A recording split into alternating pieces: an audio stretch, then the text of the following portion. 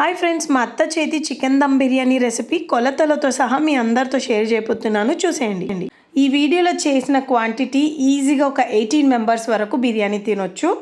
ఒక 14 medium size onion slices చేసి ఇలా డీప్ ఫ్రై చేసి రెడీగా పెట్టుకోండి. ఫ్రై చేసేటప్పుడు చిటికడు సాల్ట్, షుగర్ వేసుకోండి, మంచి కలర్ వస్తుంది.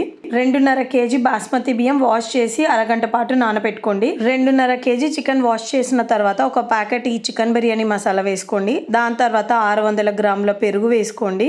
రుచికి సరిపడంత సాల్ట్ వేసుకొని 3 టీ స్పూన్ ఆయిల్ వేసుకోండి. 3 టేబుల్ స్పూన్ అల్లం వెల్లుల్లి పేస్ట్ వేసుకోండి.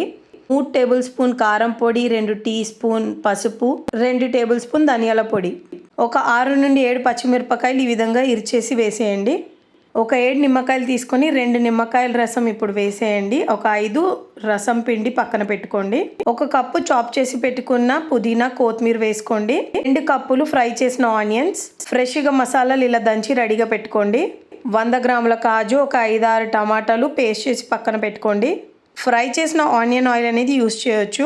1.5 టేబుల్ స్పూన్ అల్లం వెల్లుల్లి పేస్ట్ వేసి మ్యారినేషన్ చేసి పెట్టుకున్న చికెన్ని ఇప్పుడు ఇందులో యాడ్ చేసేసుకోండి.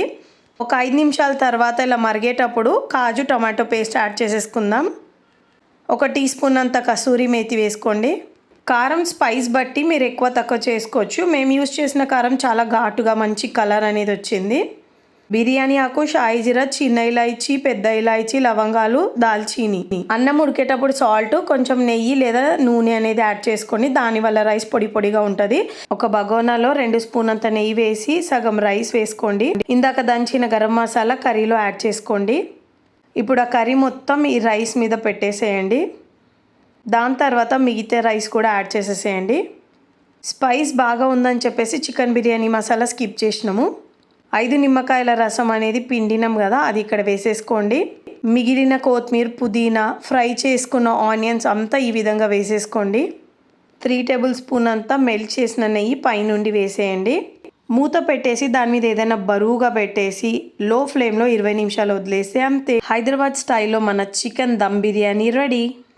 చూడండి, కేసర్, ఫుడ్ కలర్ ఏం యూస్ చేయలేదు, అయినా కూడా ఎంత పర్ఫెక్ట్గా మన చికెన్ బిర్యానీ రెడీ అయిందో. మనం యూస్ చేసే కారం బట్టి మనకు మంచి కలర్ వస్తుంది.